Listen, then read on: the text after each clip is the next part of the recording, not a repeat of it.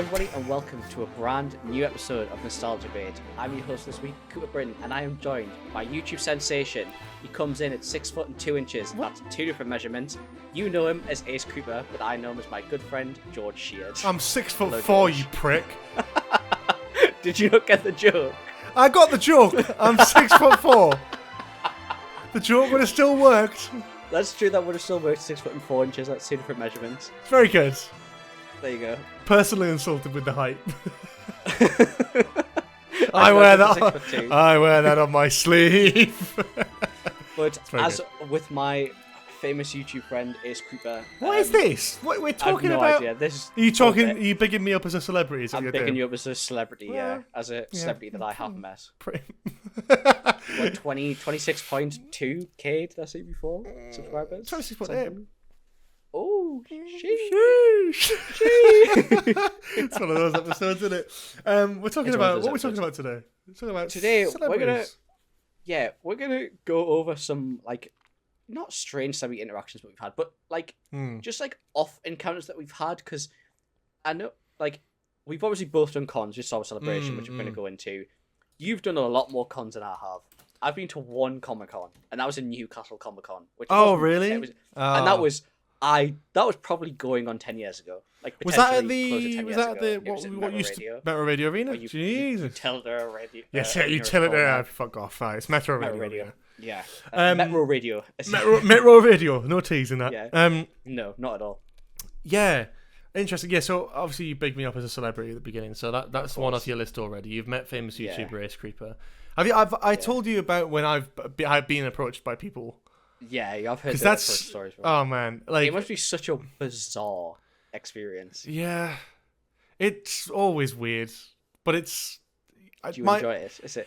Well, I get a kick out of it. Yeah, obviously it's nice, but then you go to a Doctor Who event, and I'm like, I've said this before because I went to this Doctor Who at the BFI thing recently, and I was like, it's 50-50 for me, right? Because I look and I go, oh God, I get two very different emotions because I see someone walking my way at a Doctor Who event, and I think, oh fuck, oh God, they're gonna come and talk to me, and I'm gonna have to be YouTube George, and I just want to watch a Doctor Who thing in cinema. I don't care, and I'm like, I feel that sounds really bad. If you see me, come and say hello. That's absolutely fine.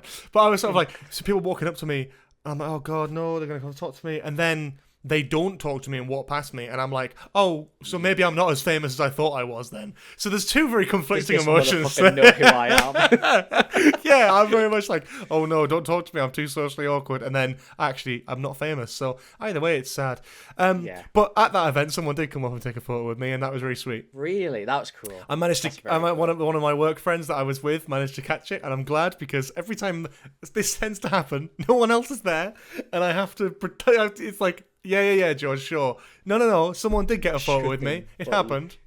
Yeah, that's very cool. That's very, very, very cool. I had a kid come up to me one time at a convention. That was cute. I remember you telling me that story. Little 8-year-old, 6-year-old, something like that. And him and his mum, he was shaking like a shitting dog, and his mum was like, "Can I get an autograph?" And a photo, and I was like, that's really cute. I mean, there's actual Doctor Who actors upstairs, but yeah, absolutely. I mean, I don't know why. That's so sweet though. It just shows the impact that it is your content has. Honestly, it's so sweet. And you know the even scarier thing is that kid then grew up to be Barack Obama. Obviously, of course, the impact that Ace has on the young. Don't say that. Okay. It reminds me of the it's the SNL skit where's the guy going past as pretending the president and he's shaking everyone's hand. Yeah. That's what it reminds me of. So yeah, no, meeting actual celebrities though. Let's talk about that. Because I think we both had I think as you get older, you sort of you have these things where you sort of randomly bump into famous people. And you're just like, oh shit. Or at conventions, and you actually pay to meet them, and then there's a whole thing around that. So I mean, we'll start with conventions. Obviously, you went to Newcastle. You said that. Did you meet anyone at Newcastle? No, this was the Newcastle Comic Con. Must be maybe 12-year-old, and we got the tickets very last minute, and it was before I'd never done Comic Con before. The only Comic Con I'd ever heard of was the Comic Con, San Diego Comic Con, and it wasn't really to be honest, I have no idea who was there. I have no idea who was on. I just remember going with my dad and walking around like the whole bit. At, like, you should do London MCM at some point. I'd like to do a proper Comic-Con or con in general. If you do London MCM, we could do that. I'd be down. I'd be down to do it. I've never done. Star Wars Celebration was my first ever proper con experience. Yeah, really. It's at the same place as where Star Wars Celebration was. Yeah. So it's a like massive area. So it's good. I'm not a big fan of conventions, just because I think that like, I don't know, I just get very like overwhelmed with the amount of people that are there, and I'm very much like, oh god, this is just like So I feel like. And also, like, I love Star Wars Celebration, but like, I think that PTSD of the exhaustion that I felt after Star Wars Celebration was unbelievable. Like, I was so tired after that. Like, it was a very heavy experience. That last day was rough, wasn't it? That last day was brutal. We never really talked about that, and I'm sure we'll do like a proper episode talking about Star Wars Celebration in its entirety. We were destroyed on that last day of Star Wars Celebration. But yeah, so we both. I mean, obviously, there's a lot of like famous people at Star Wars Celebration. Yeah. That. You can see them on stage and talking about their careers and stuff and upcoming projects, and that's really exciting. And you can also get photos with them and do like a meet and greet thing. So on stage we saw like Dave Filoni and Jon Favreau, what's his name, Cameron Monaghan. Yeah. Well, you saw Hayden Christensen. I wasn't able to because I was getting a photo up with a different actor at that time. Yeah. So I couldn't. McGregor, I think we saw as well. No, I didn't see. Actually, acolyte actors. Oh, the acolyte actors. Yeah. Actors were there. Oh, yeah. Because what's his name? Who played Saul? Couldn't speak English at the time. He had a translator with him. Oh yeah, that's true. Yeah. Shit. Because he hadn't learned English by that point. Oh wow, that's crazy. That is crazy actually. I remember. Yeah, they were all like. That was really interesting. I do remember hating standing there waiting for ages. I remember waiting for Hayden Christensen in the morning and he didn't come, and I was a bit annoyed that I never got to see him because I think that it was like he was supposed to be there in the morning and I was there for ages. I was like, I'm tired. Yeah, it got completely moved around, didn't it? Yeah. Which is a shame, but it is what it is. We got Dave Filoni and Jon Favreau instead, so that was fine. That was cool, yeah. But I had a very cool Hayden Christensen moment in the crowd. Tell us about your Hayden Christensen moment. So it was in the crowd. You were off to do your photo op, and I remember I'd been standing there for quite a while, and I'd managed to move myself forward, and it was like they had like guests coming on and off. I had my lightsaber with me. It was on the second. Did we say the lightsaber was the last day or the second day? I think this was the second day. I don't think it was the last day. Yeah. My lightsaber was with us, and I remember how like they all do the thing where you wave your lightsaber in the edge of the day, and I remember I'd never ever normally do this, like genuinely never ever, and I remember I don't know what came over me to do this. I waved at him when he was on stage, right? And obviously doing the live stream stuff, and he full on looked at me and waved back. And I remember, in that moment, I absolutely remember he full on looked at me and waved at me because he was waving at other people in the crowd.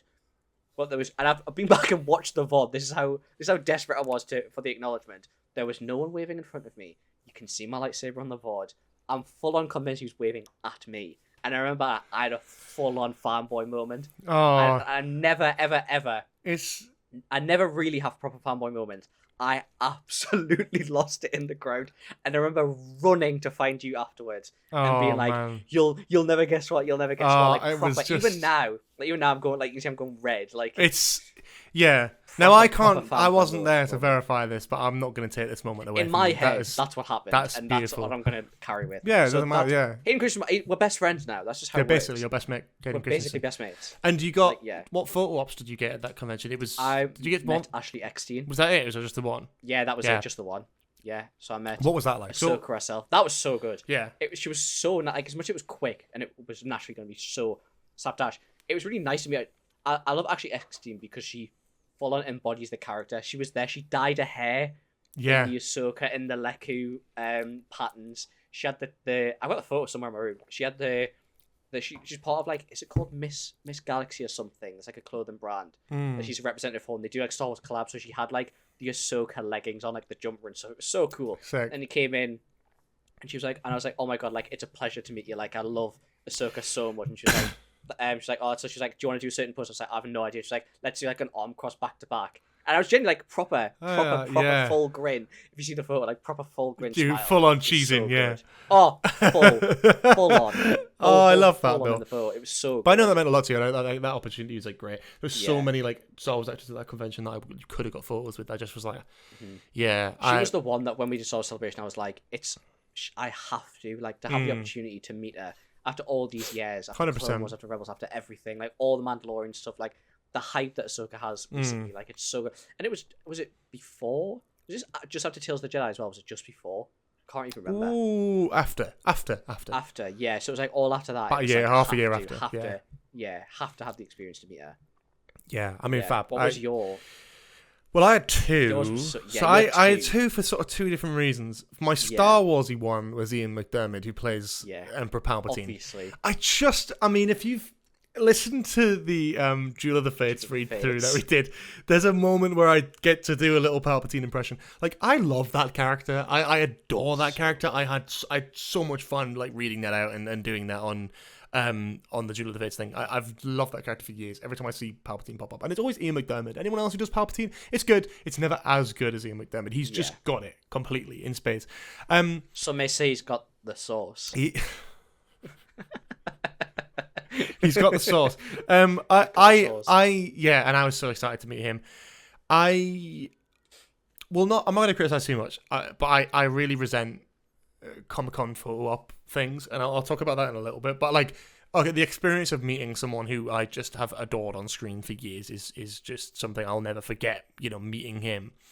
Yeah, I mean, I the standard stuff. I kind of blanked on exactly what I said to him. Probably just like, it's a pleasure to meet you. Like, something a lot. Probably just this, just forgetting what I said. And then got a photo with him. I don't remember what the pose was. I think it was just like sort of, I don't know, was it just like an arm round him or something like that? It was something like that. But it was really nice to meet him. And then I also met Giancarlo Esposito, who obviously is in Star Wars as Moff Gideon, but more known and appreciated to me as Gus Fring from Breaking Bad.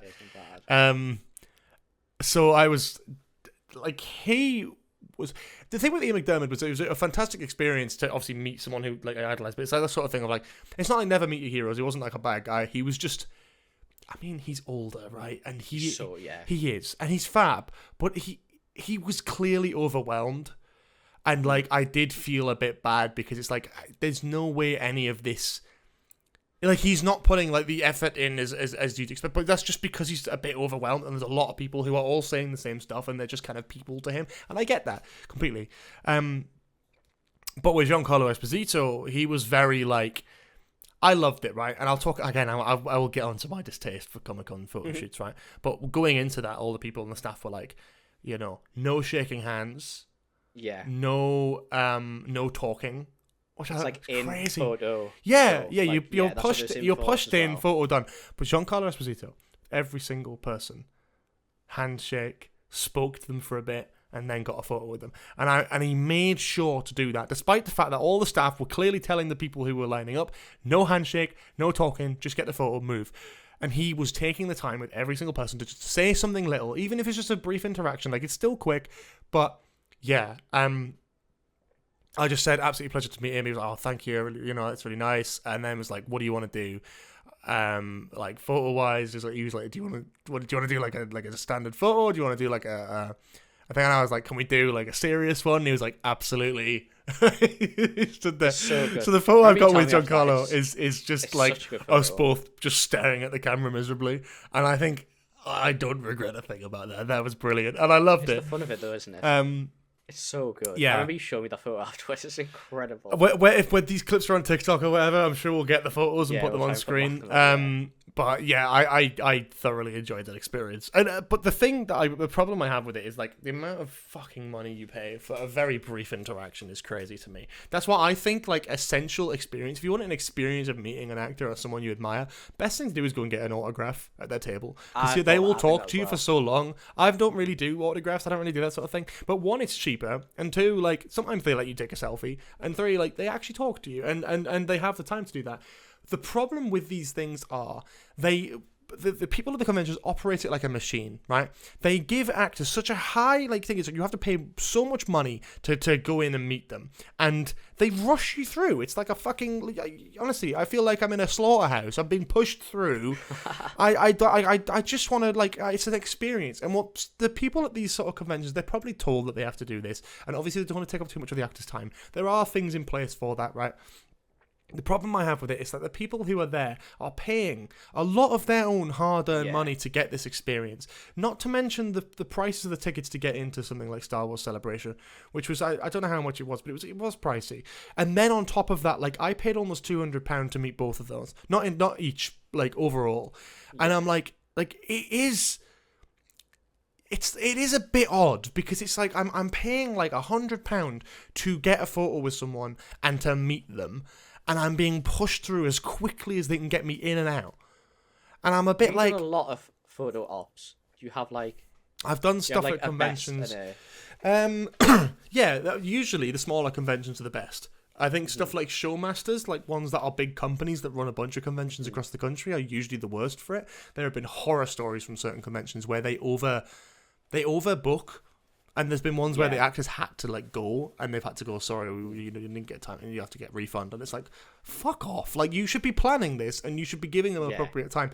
Like, it's bad for the actor. It's bad for the people who are paying the money. It's very military. I don't like it. So but the best ones for me are the smaller ones. I went to a convention in York. York Comic Con. It's a little independent one, and they had a couple of Doctor Who actors there that I got a photo with, Paul McGann and David Bradley, and. Yeah, you got to actually talk to them, like that, and like absolutely, like great, like Paul McGann, like sort of, I was like, oh, what do you want to do? Like Sonic Screwdriver pose, and I gave him at the time Jodie's Sonic Screwdriver. It was a brand new one, and I remember him being like, what the fuck is this? And not really knowing, and being like, okay, and then yeah, David Bradley, it was kind of like, oh, how do you want to pose and sort of that, and it was just, you had time to really say a lot to them and it like be meaningful. And the queue was longer. Who gives a shit? Like, you're there for a reason. That's what you're there for, like, to talk to them and to meet them. It's the bigger conventions that are more militant, and it's the ones that like that I really hate, and I really don't like it. I really don't like it, because I think it is so like it's such a fuck you to pay like. I mean, for some people, like, I paid like £100 to meet those, right? Ewan McGregor, Hayden Christensen, they were like almost £300 a photo, and the same people are being pushed through. I think was the most expensive, and I think it was $250. Yeah. Oh, right, okay. $250. But then also with Ewan McGregor, he had this acting thing at the time and didn't want to get COVID, so you couldn't actually stand within a meter of him. I think that's fucking disgraceful, personally. Like, if I'm being completely honest.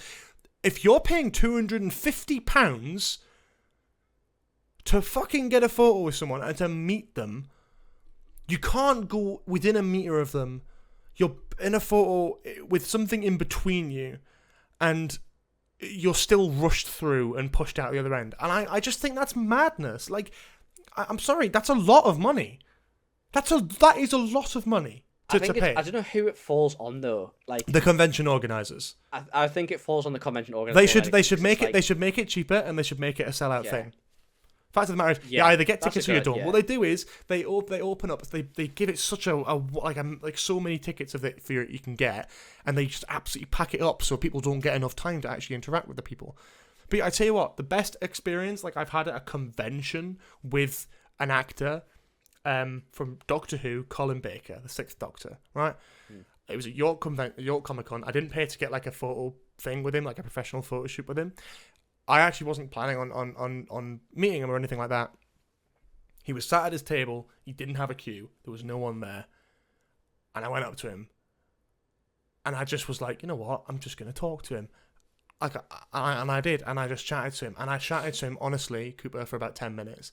Like a 10-minute chat with him, because there was someone else waiting there. So cool. So at the end of the day, I was just chatting to him, asking him what he thought about, Jodie's upcoming series and stuff, and like what he thought about the whole thing. He was wearing like the Jodie Whittaker t-shirt.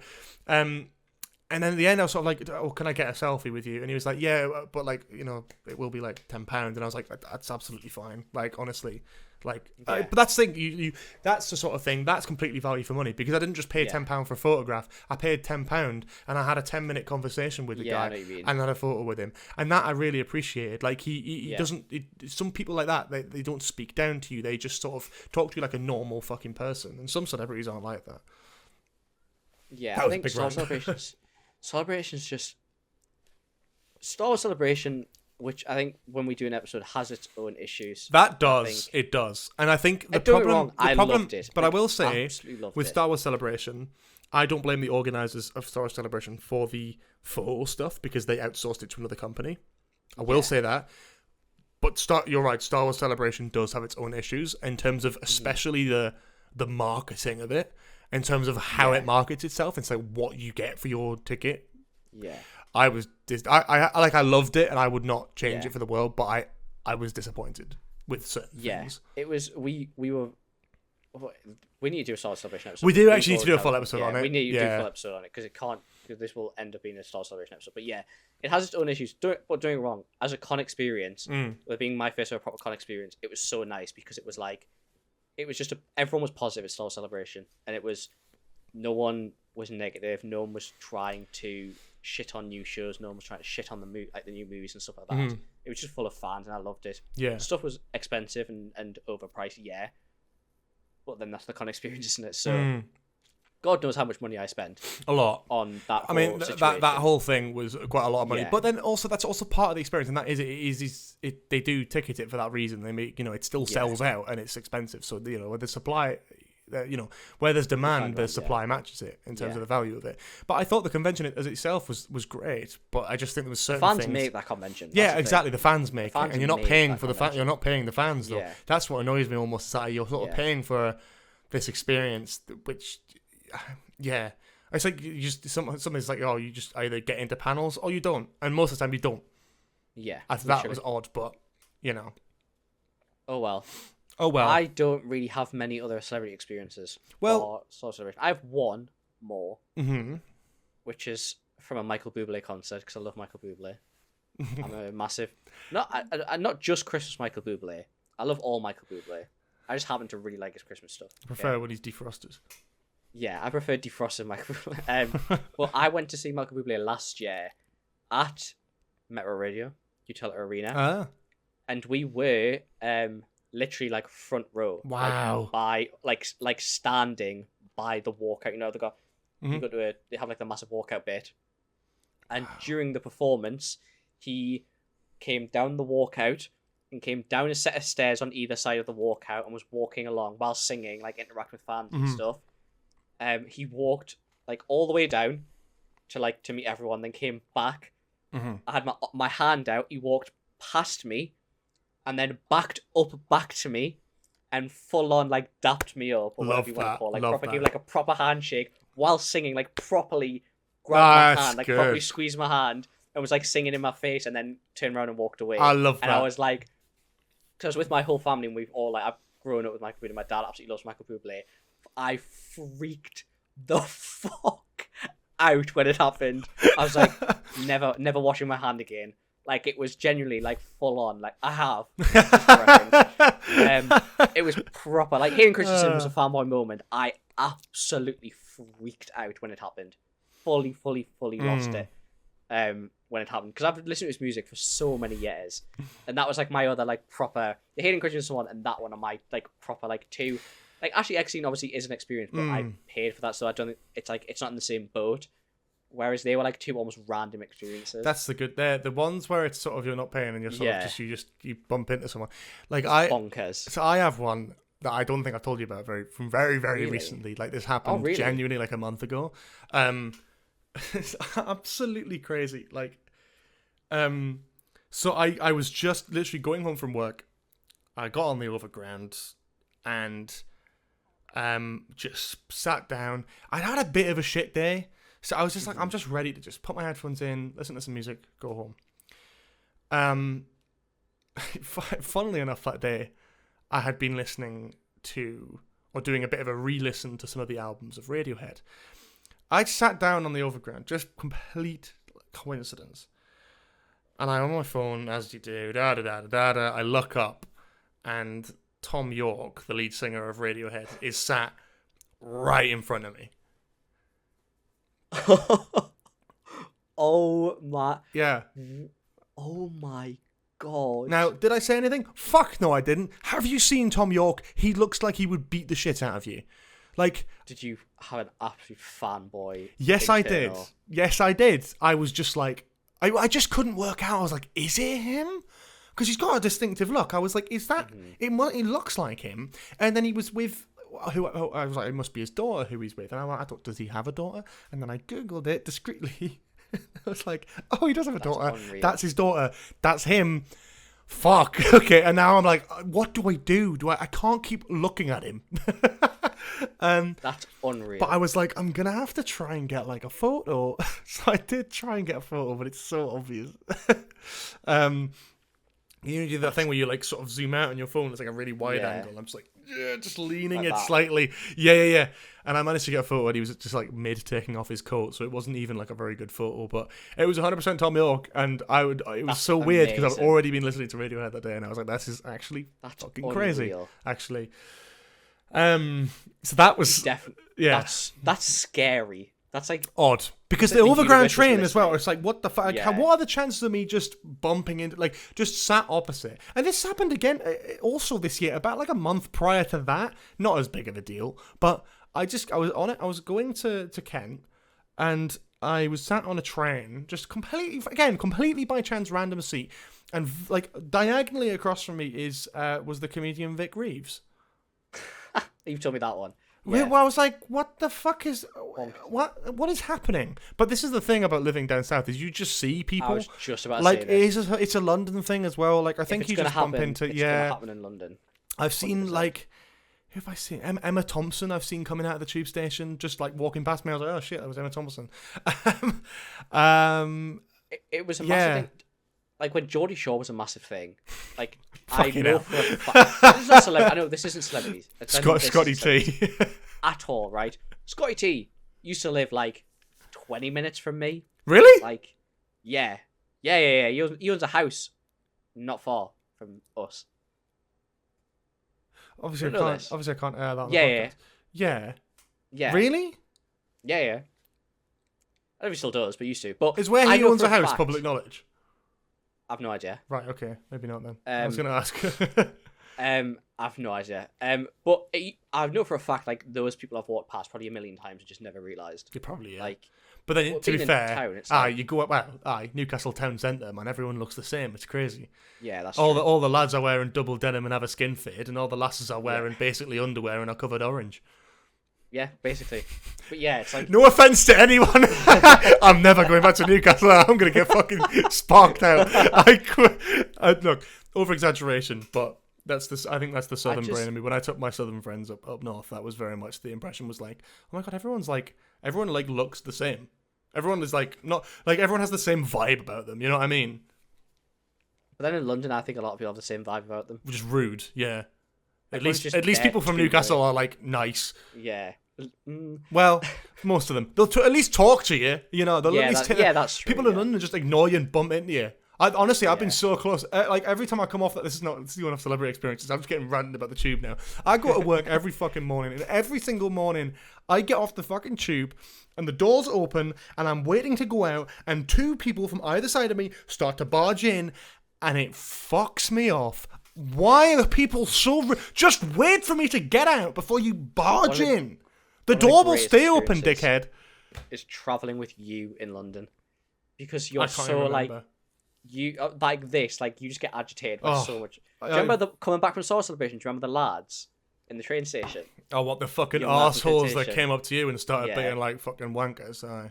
And then this man, like, honestly, if you ever meet him, like, honestly, if you ever meet him, if you ever see him on the street, you'll have to run to try and catch up to him if you want a photo. Who? You walk. Me? Oh, I think you're talking about the lads in there. I was like, who the fuck are you? You walk so fast in London. It's London, man. It's at a different pace. We've talked about this. Unbelievable. Other people just walk slowly. London is fast paced. You have to walk quickly. You have long legs. I do. Thank you. Genuinely, mate. Yeah. I was having to jog at times. Going back to the 6 foot. Going back to the 6'4" thing. Yeah. Going back to the 6'4". Long legs. 5'5.5". Aye. Yeah. I'm 5'5.5". That's one measurement. You walk like it's no quiz. It's no quiz. That's very good. Bang average. It's no criticism because in London you have to be. Mm-hmm.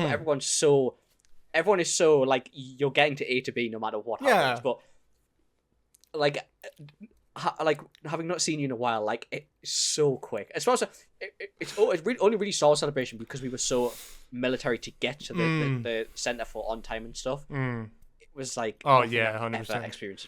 No, crazy. but it's the point where I'm getting worse. Like I'm getting more. I've always been quite a socially anxious person. Shocker, I know. But I'm like, I'm getting to the point where I'm starting to get like snappier with people who are rude. The tube doesn't help at all. But that whole experience, right? Jubilee line. Fuck it, I'll say it. Doors open. I'm trying to get out. People are coming in before I even get a chance to step off. And I'm like, honestly, now I'm starting to get to the point where I'm not gonna like try and like slip out of the way. I will walk, right? And if I bump into you, that's on fucking you. And I'm starting to walk away under my breath, going fucking wanker. And I shouldn't, but I do it. And one day I'm gonna snap and I'm gonna turn around and I'm gonna be like, fuck you. Get out my fucking way now. I just snapped. But just, people are so rude on public transport. I got trapped on a bus one time. How do you get what? Because just no one would let you out. Yeah. It's one of my things on the train. The tubes like shut down all around this area, right? Me and my girlfriend, we were like, well, we had to get to the cinema, so we were like, we'll get on the bus.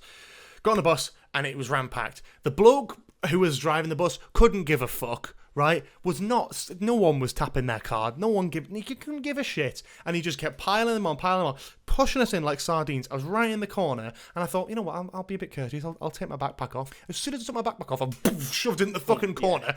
And then these mothers come on with their prams going, excuse me, you're in the way there. Why don't you put me pram there? And they're not actually Geordie, but it's just for example. It's like, oh my God. And then I turned to my girlfriend. I'm like, oh, we should probably get off. I'm feeling a bit claustrophobic. I very rarely get claustrophobic, but I did. And I was like, no, we should get off. And she was like, excuse me, managed to like slip out and got off the bus. And no one would let me out. Doors closed, drive off. And every single stop I tried to get out, these mothers who fucking barged their way on with the prams, they were like, no, you're not getting past. And like, one of my things with trains, especially like mainline trains, genuinely started to have like a panic attack over that. I was like, I'm really especially on claustrophobic. Like, that's awful. Yeah, I had to like, especially on days when it's like, like with the trains at the moment being. Well, my girlfriend got on a train not that long ago when she was visiting me. I've never seen a train so packed in my entire life. Like genuinely, all these trains being cancelled. It was the London, like the main line, the London. Of course, it was London to Edinburgh. Honestly. And I've been on trains like that before where you get on and it's so packed that I actually get stressed because it's like if I can't make it to the door, like the corridors are packed, like it's impossible to get to the doors, like it's so stressful. I hate it. I hate trains. Like I hate public transport when it's too full and it's too packed for its own good. Like it just shouldn't. It's like the same thing with that bus there. It's like they could have just closed the door and wait for the next one. Instead, they just kept bringing them on, packing it in, and it's just like, it's awful. It's inhumane to pack in people that tight. Yeah, I physically couldn't get off if I tried, and the bus driver didn't give a shit, so he didn't leave the doors open. I just couldn't give a shit. Yeah, so that was awful. Yeah. No, what? That was crazy. So you have had other celebrity experiences, though. I've had one. Well, I think based on work. Oh, are you talking about my most recent one? You've worked on sets, so you must have met people. Yeah, I like, hand on heart, no word of a lie. I actually I've worked on sets, yes, and I've had the opportunity to work on sets. I've not actually had any proper, like, there's been a few. For example, when I was younger, Wolfblood was a massive thing on CBBC. Don't know if you watched it. No. I got to go to the Wolfblood set. It was like a massive CBC show. That was Wasn't cool. it filmed in like an old school like that? Yes. That got shut down in our area. Yeah. And I got to visit the set. That was really cool at the time. I had one recently working on a short film, which when it gets further through production, because it's going to festivals, it might be cool to do an episode about it. Yeah, 100%. I know a lot of the people who worked on it, so potentially get some people on. Yeah, absolutely. Yeah, let's do that. So we do get guests on at some point. People are sick of hearing us. I worked on a short film recently called Please Come Home. Nice. And it was Mark Benton, who was a he's quite big in the Northeast. I think. I think he's got big in the UK. And I think he's on Teesside. And I think So also just worth specifying for Doctor Who fans, that's Clive from the first episode of the Revival series. That's what Doctor Who fans will know him best, and I think that's probably most of my audience. So I feel like that'll help you picture. Yeah, he's great. Done a lot with Robson Green. He's done some of what's the show that you were talking about before? Not League of Gentlemen. Inside Number 9. Yeah, I saw he's listed on Inside Number 9. He probably has at some point, yeah, 100%. I saw he was listed on Inside Number 9 as well. But yeah, so I worked on a short film recently that he was involved in. He was brought on when the script was really good, came on, and I genuinely had no idea he was working on it. And I had no idea he was working on it, and arrived and walked up to speak to the director, and he was like, "Oh, this is Mark," and I was like, hello, like full on. It was like, wow. Yeah. Like Jenny shook his hand. I was like, wow, because I didn't spot him on the call sheet or anything. I looked at it. I just hadn't clocked the name, and I was like, wow, I couldn't believe it when I first saw. But I have some opportunities in the future where there's some pretty cool people, and I've had opportunities. Which obviously you can't talk about yet. I can't talk about at the moment. But I've had some cool opportunities to work on some cool things that had some very cool people attached. That when it comes out, and we definitely are going to do a podcast episode about it, I will tell the story of where it was filming and that I did get the opportunity to work on it, not realizing I turned down the work. I couldn't do it anyway, but I turned down the work, not knowing this is what it was, and I was gutted even more that I had to turn the work down afterwards. But that's for when we do an actual podcast episode about the movie that's coming out at some point. You've lost me, but we'll talk after the recording. We'll talk after the recording. But yeah, so I worked with Mark Britton very recently, which was amazing, and it would be so cool to get some people on from that short film. It was really, really good. It's going to festivals. I'm hopefully going to be going to the festival event for it, because it's all like Teesside supported. I apologize, I don't know the name of the festival. I'll find it. They'll hate me that I'm not plugging it to the nth degree on the podcast, but yeah, we'll do it closer to the time when the film's coming out. Yeah, it'd be probably cool to get. Yeah, it'd be very cool to do something like that. But yeah, that was a really cool, quite bizarre experience. Yeah, exciting though to work with. Yeah, I'd love it. It's gonna be so cool. Like even if it's in passing, it's gonna be so cool to work on sets where you just like breeze past. Which is the thing is like with obviously writing, I'm wanting to do my own short films as well. Like with the project that I'm writing at the minute, it's like obviously that we're still in the stage of writing it, but we're very aware that we want to get a comedian for it, not an actor. We want to get a comedian for it. And it's sort of like, well, you need to sort of work out who you pick, and it's the balance of it. And I'd be so interested when I do get to sort of we lock someone down, and who we end up working with, and it'll just be really interesting to not only work with them but actually direct them will be very interesting. So I'm excited about that. But I think beyond that, for celebrity experiences for me, of course, the Doctor Who stuff probably worth mentioning. On-set experience. Yeah, that's crazy. I don't know what I've said and what I haven't said at this point about this on YouTube and stuff like that. So, yeah, I can just tell the basics, and if there's any questions you have or have any things that I've missed, feel free. I remember you telling me all about this when it first happened. It was so I got invited to the set of Doctor Who when they were filming the Series 12 special Revolution of the Daleks, I believe. And it was months in advance, about 18 months in advance. And it was, I got to go on the TARDIS set. I got to meet Jodie Whittaker, Bradley Walsh, and Chris Chibnall, the showrunner, Matt Strevens, the executive producer, and John Barrowman as well. That's so cool. So there was a lot of really... And a Dalek, let's just specify that as well. Got to meet a Dalek. Yeah. So there was a lot going on. Yeah, it was a very interesting day, a bit surreal to think back on. But I didn't know that John Barrowman was coming back. That was sort of my confirmation of it. So seeing, it was sort of a bit of a surprise. We came to the TARDIS set, which is a gorgeous set in real life. And Jodie's TARDIS beautiful as well. I think it's not like my favorite. It's definitely not up there, different. But it's good. And I think I'm a bit biased because I was there. In real life, it's amazing because it's a full 360 set as well. Yeah, which can't be said about the current console and can't be said about some of the other ones. But it's a full 360 set. It's basically an entire studio that's been kitted out like that.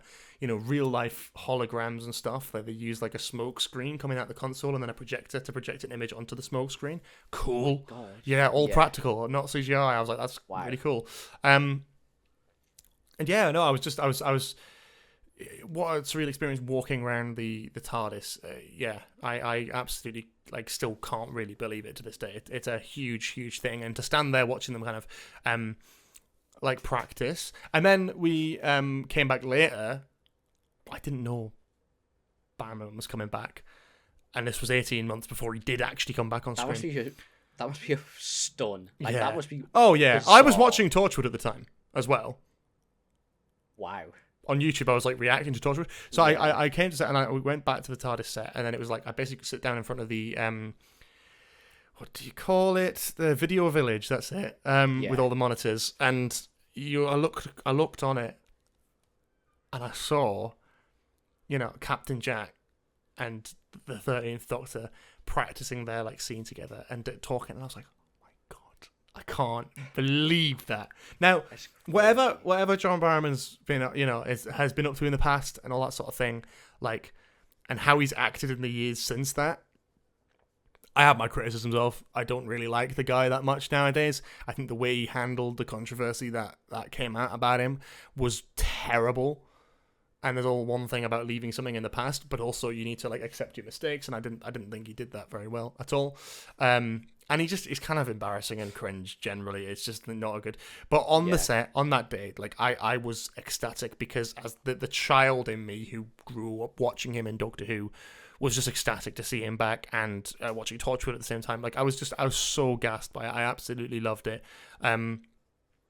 And I got to meet him and chat to him, and yeah, he was lovely. That must be so cool to like. It must be so bizarre to have sat down and seen him just appear, like he's just there, like it. Yeah. Oh no, to like not know as well on the screen as well. It's like this is like I'm watching a future Doctor Who episode here.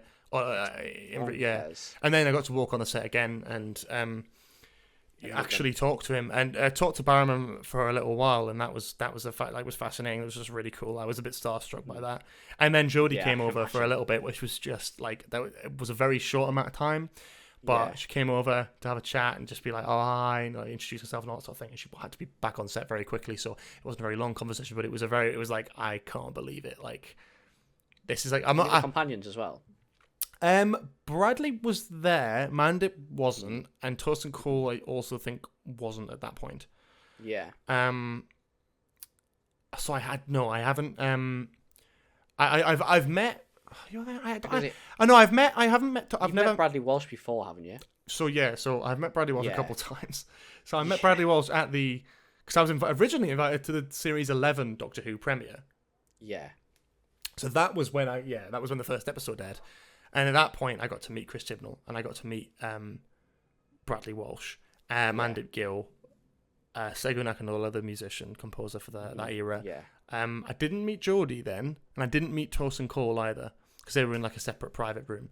But that was cool. Yeah, that was obviously amazing. On the red carpet and the suits. I think I've seen the photo you on suits and stuff. That's never gonna get old. That looking back at that and going, I can't believe I got to go to a Doctor Who premiere. Yeah. That was very cool. Like invited properly as well was just absolutely crazy. So yeah, very very excited about that. And then but the on-set thing was great. And then there was like the Daleks as well. Obviously they weren't announced to be coming back well in advance, so to see them the new design, completely remote controlled, no one inside. Yeah, there's a lot of really cool the new stuff. Design and everything. Yeah, that's crazy. The black sleek design that they had in that episode. Although it was only in that one episode, I was like, oh, this is the new Dalek. I didn't know the old Daleks would be in them and be like still going forward, but I was like remote controlled as well. Yeah, completely remote controlled because they were quite skinny. They couldn't actually fit a person inside, so they were completely animatronic, which was great. I think that's like a really cool thing for the future, but obviously they've stopped doing that. I think the Daleks can look a bit janky, but I do quite like the remote control thing because it makes them feel a little bit more robotic and a little bit more. Yeah, I know what you mean. Yeah. I have. So, I'm convinced that this happened. I don't know if I've told you this before. I probably have. Yeah. I'm convinced that this happened. Okay. Okay. There are multiple people who I went to school with are also convinced that this happened. However, every single person that I tell this story to does not believe me. Okay? And it's nowhere on the internet. I swear to you. It's some sort of weird fever dream that we all have that I'm still convinced this day happened, right? Okay. Good setup. Year 2. Oh, okay. Infant school, right? Right, okay. Quite young. Stage school comes to do a stage performance in our school. Mm-hmm. Yeah. They had a Dalek. And I'm 99.9% certain David Tennant was there. Bullshit. If it's not on the internet... Dead ass. I will message a friend tonight, and I will make sure. I remember there being a Dalek. I remember being fucking petrified of it. Because I remember it was this weird stage school, and it was like it was 2 actors, and it was like they had like a backdrop, and it was like something had been discovered or something like that, and there was something underneath this like curtain box in the center of it. And halfway through, they revealed, and it was like a full size, like, you know, the original Daleks, like the David Tennant era Daleks. The bronze ones, like the bronze, the bronze ones. It was one of the full ones of those, and it fully like moved and everything as well. That's really cool. I'm dead certain that it happened. But this is the thing. Damn, though, you must be able that to find that though. What is that in Newcastle, presumably? Yeah. There's people that I've spoke to who said they don't remember it, but then there's other people I've spoke to who were in the same year as me that remember it. If that makes sense. Mm-hmm. So I remember it was like an assembly style. It was so bizarre. Nah, I'll be honest with you. I have a feeling that that's probably not. I feel like it would have been reported somewhere. If it was, especially if David Tennant was there, a Dalek, okay, cool, right? But if David Tennant was there, like I feel like that would be in like the Chronicle or something. Like it would be in a local newspaper, definitely. We'll have a look after this recording. That's interesting. Yeah. I wonder if that is true. Unless I just have this weird, like I genuinely remember because I remember being. It's just some bloke in a suit with spiky hair. Because I remember because I don't remember it being Doctor Who related. Like I don't remember them talking about Doctor Who. I mentioned the Doctor or anything like that. But I remember the revealing the Dalek and it being so loud and having like the full, and it was during like proper like Doctor Who like. And I remember being absolutely petrified. They were like, there was kids crying. They were that scared. There was like teachers taking them out of the show. So it had the voice and everything as well. Yeah.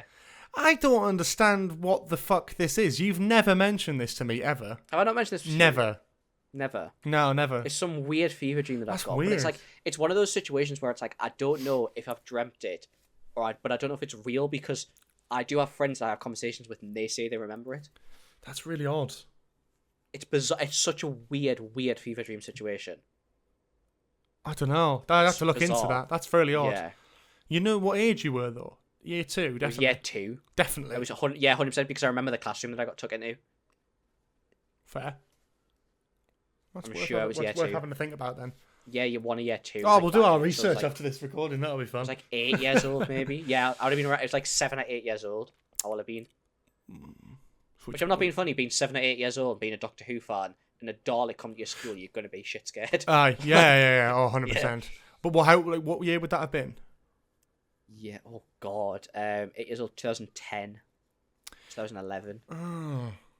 Well, that would have been Matt Smith's era. Or maybe it was So David Tennant wouldn't have been coming around then.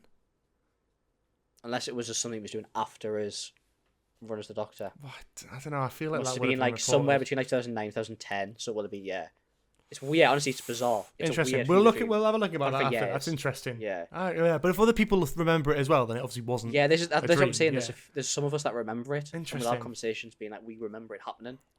It's bizarre. Like when I wanted Dalek into school. That's kind of cool. It is cool. It's a shame that I don't remember that well, but interesting. All right, yeah, cool. That's intriguing. Yeah, that's really baffled me. I've not really got any other ones to sort of mention, so I feel like, and I think we've got a good little amount there. But that's our sort of celebrity interactions. I guess if you're listening or watching, feel free to let us know some of your favourite celebrity interactions whenever you've met me, for example. If you ever meet us, you never know. See us come and approach us. I'd look honestly. If it ever happens, this is not me saying it's going to happen. If it ever happened, I'd generally freak out, like full on. That would be quite funny. I'd have a fanboy moment. It's someone approaching me. Cooper, you know what we should do? This is when we should go to MCM and it'll happen. When that, No, because MCM. I think it's actually people I know from like Yeah. YouTube and Twitter and stuff at MCM and MCM or like one of the London Comic Cons. And I have people who have come up to me at that before, so I feel like, yeah, I will say. Yeah. I'll be Yeah. good. It'll be that awkward moment where they come up to approach you, and then they'll ask me to take the photo of you and that Yeah. person. Yeah, Yep, that's what it'll be. Pretty much. 100%. Not that I mind, but yeah, The thing is, I will... it's unlikely. Can you imagine if someone sort of like noticed us together? That would be weird because we haven't actually seen each other in Yeah. person since starting this podcast. Shit, yeah, we haven't. We Actually. haven't. Yeah, that's It's true. July. Yeah, that's very true. This is our 22nd episode. Yeah. Yeah. we haven't actually. That'd be bizarre. It'd be so bizarre. Yeah, But then, honestly, but then yeah. we get do the funny joke, and the next time I see you, I get to say, "Yo, you that famous guy from Nostalgia Bit? Fuck you. Are you the second most handsome guy in Nostalgia Bit?" I haven't even got a Anyway. good comeback to that. That's really good. There Well you done, go, mate. see. Top Anyway, tier. let's move on It's to our time. only dedicated segment of the podcast. Let's It's time go. for Just Just news. What we got this week, Cooper? every week we find a funny haha news story to share with the other person. It is my turn this week as it is my Can't wait. episode. Yeah. I found a funny haha for you this week, George. Actually, I'm going to tell you this news story, and then I actually have a story to tell you about this news story. Oh, because I had a God. similar experience. Oh, So, no. And this one, actually, this one's also almost a fever dream, but I will get to that. Okay, okay. Huge herd of cows break loose and cause havoc in country village. Published July 7th, 2024. Just today. Oh, Um, wait, what? Yeah, published today at 11:13 a.m. You lazy as of bastard. recording Did you this not episode. put this in advance? You were like, you woke up this morning like, oh, fuck.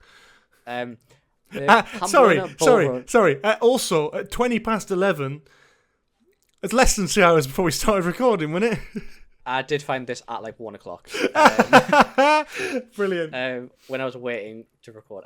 The Pamplona Bull Run has nothing on North Yorkshire, it seems, after my a herd God. of no less than 45 cows broke loose all at once earlier this week. A video shows local resident Leon Box, 16, racing away from the unruly herd as they charged along the road in Britton on Friday. Jesus. The teenager had popped down the road after hearing the cows had broken free, to then be startled by the sight of them pounding toward him at speed. Oh, fuck off. I just love this. Like, this is like a preset for the village. It's like, oh, God. The cows are loose! The cows are loose. They're loose! It's like they've broken free as well. Like, as if proper, they're like, like yeah. captive, like, sort of Great Escape. Oh, God. This is some full on like great escape. I mean, like, it's actually called, Alcatraz yeah, expedition. chicken run, or cow run, bull run. There we go. Business. Bull Anyway. run, there you go. Leon's mum, Jess, 36, said the whole family had witnessed the herd thundering straight past the house around 8 p.m. Reportedly after the cows had been pushed open a kissing gate in a nearby Oh, field. that's cute.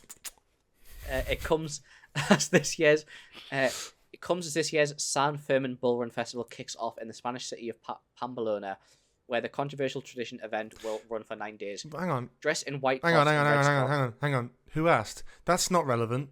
I want to hear about the bulls and cows getting free in North Yorkshire and running away. And now we're talking about some red festival? scarves. Some festival, they are set loose in narrow streets. Meanwhile, back in North Yorkshire, Jess recalled how the sound of the herd passing by the house sounded like an earthquake.